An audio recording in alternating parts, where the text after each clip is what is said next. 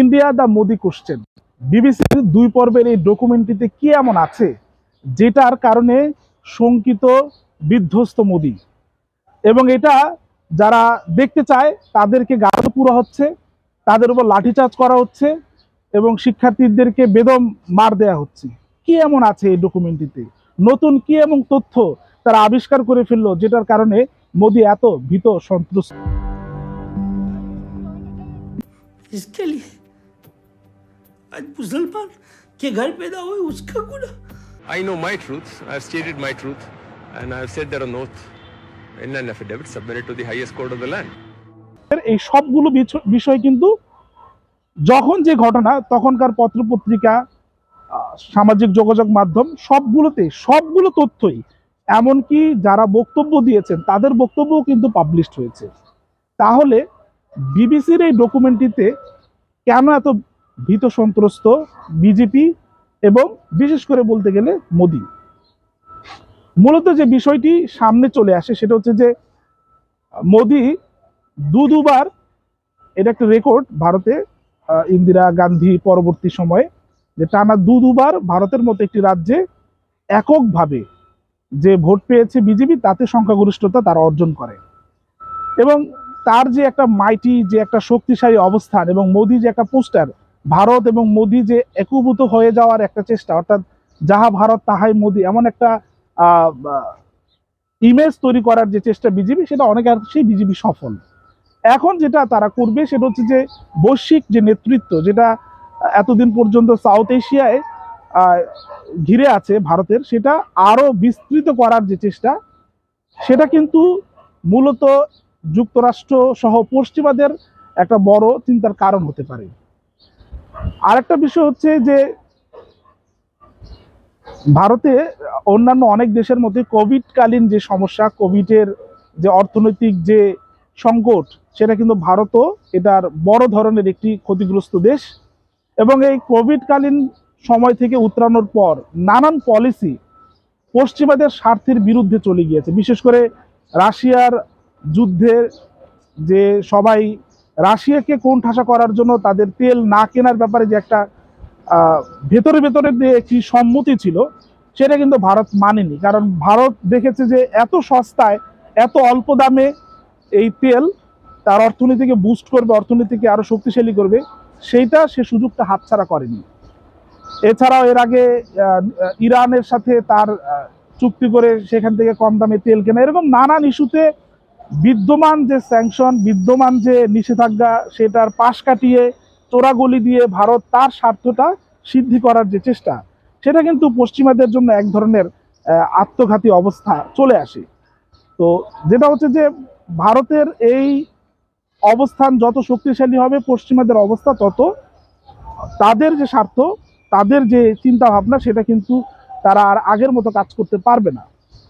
এটা যেমন ঠিক একইভাবে ভারতের নেতৃত্বে গুজরাটের কসাই, এবং যার হাতে হাজারো মানুষের রক্ত রঞ্জিত।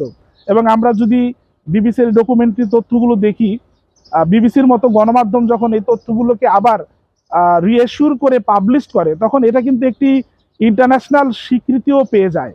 কারণ এতদিন পর্যন্ত আমরা ভারতের গণমাধ্যমে এই বিষয়গুলো নিয়ে যত বেশি চর্চিত বিষয়, আন্তর্জাতিক গণমাধ্যমে চর্চা হলেও এটা নিয়ে বড় ধরনের কোনো ডকুমেন্টারি বা বড় ধরনের কাজ হয়নি। এবং ডকুমেন্টারির শুরুতে কিন্তু আমরা বিবিসি ডকুমেন্টারি যেটা দেখি যে তারা 30 জন মানুষের সাথে, 30 জন ভিকটিম সহ আরো যারা আছেন সংশ্লিষ্ট, তাদের সাথে কথা বলতে চেয়েছিলেন, তারা ডিক্লাইন করেছেন, তারা কথা বলতে রাজি হন। এবং এর রাজি হওয়া না হওয়ার মূল কারণ হচ্ছে তাদের নিরাপত্তা, তাদের জীবনের নিরাপত্তা। এবং জীবনের নিরাপত্তা কতটা ভঙ্গুর অবস্থা, সেটা যদি আমরা দেখি যে গুজরাট রায়টের ক্ষেত্রে সবচেয়ে বড় যে সাক্ষী ছিলেন গুজরাট ডাঙ্গার, তিনি হচ্ছেন তখন সাবেক স্বরাষ্ট্রমন্ত্রী, গুজরাট রাজ্য সরকারের স্বরাষ্ট্রমন্ত্রী হরেন পান্ডিয়া। তিনি কিন্তু বলেছিলেন এক গোপন আউটলুক ম্যাগাজিন সহ বেশ কয়েকজন সাংবাদিককে, এবং তিনি বলেছিলেন যে এই তথ্য যদি প্রকাশিত হয় তাহলে তার প্রাণও চলে যেতে পারে। এবং তাই হয়েছে, তিনি কিন্তু আততায়ীর গুলিতে নিহত হয়েছিলেন।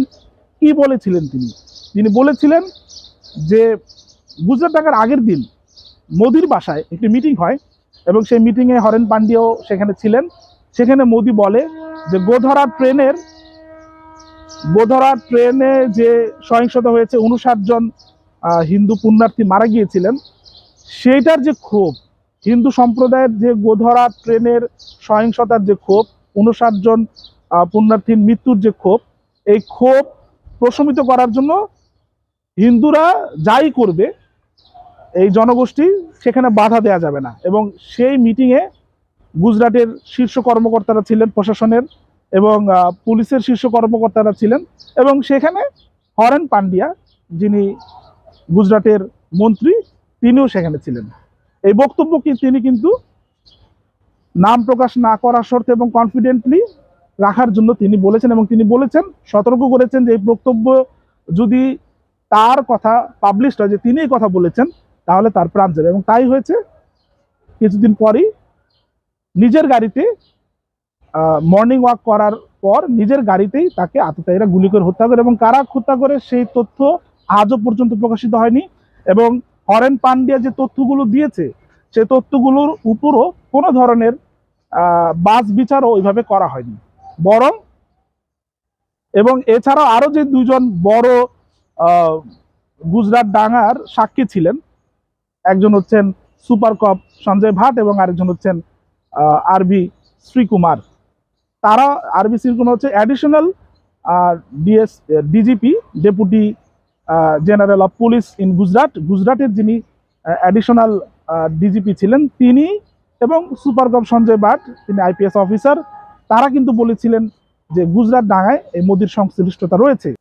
বিবিসির এই ডকুমেন্টারির ফলে মূলত দুটি বিষয় সামনে চলে আসে, একটি আন্তর্জাতিক, একটি অভ্যন্তরীণ। আন্তর্জাতিক বিষয়ে যুক্তরাজ্য এবং ভারতের মধ্যে একটি কূটনৈতিক টানাপোড়েন এটি আমরা দেখছি, এবং এটি হয়তো একটি বড় সময়, লম্বা সময় ধরে হয়তো চলতে পারে, ভিতরে ভিতরে চলতে পারে, হয়তো প্রকাশ্যে কথা বলবে না অনেকেই, কিন্তু ভিতরে ভিতরে এক ধরনের মন কষাকষি বা মনোমালিন্য এটা চলতে পারবে, টানাপোড়েন চলবে।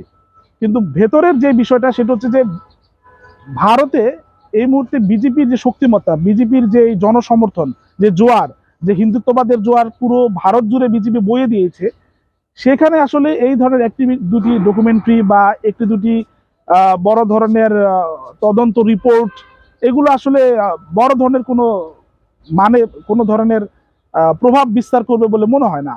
এবং আরেকটি বিষয় লক্ষণীয় হচ্ছে যে ভারতের অন্যতম প্রধান বিরোধী দল কংগ্রেস, জাতীয় ক্ষেত্রে তো প্রধান বিরোধী দল কংগ্রেস, কিন্তু এই ক্ষেত্রে বড় ধরনের এটাকে ইস্যু করে বড় ধরনের জমায়েত বা এটাকে ইস্যু করে বক্তৃতা বিবৃতি কোনো কিছুই কিন্তু তারা দেয়নি। তো যার ফলে অভ্যন্তরীণ বিষয়টাও এই মুহূর্তে পুরোপুরি বিজেপির নিয়ন্ত্রণেই আছে বলা যায়।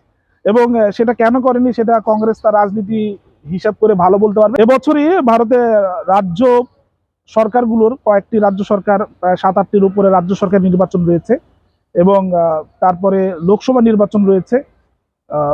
তো এই যে রাজ্য সরকারের নির্বাচন, লোকসভা নির্বাচন, এইসব নির্বাচনও যে বড় ধরনের কোনো প্রভাব বলয় তৈরি হবে সেটা কিন্তু এই মুহূর্তে দেখা যাচ্ছে না। এবং এই ডকুমেন্টটিকে কেন্দ্র করে বড় ধরনের বিক্ষোভ বা বড় ধরনের কোনো ধরনের জমায়েত সেটাও কিন্তু ভারতে পরিলক্ষিত হয়নি। তো সেক্ষেত্রে বলা যাচ্ছে যে অভ্যন্তরীণ বিষয়ে এটার যে প্রভাব সেটা ওইভাবে পড়ার সম্ভাবনা খুব কম, আর আন্তর্জাতিক যে প্রভাব দু দেশের সম্পর্কে টানাপোড়েন সেটা হয়তো একটা লম্বা সময় ধরে ভেতরে ভেতরে চলতে পারে।